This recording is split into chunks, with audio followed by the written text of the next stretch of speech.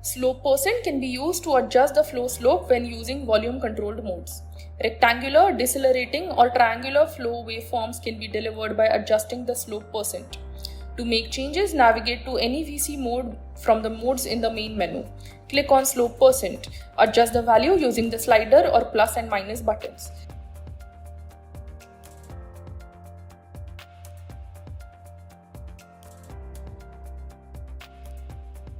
A rectangular waveform will be delivered if the slope is set to 0.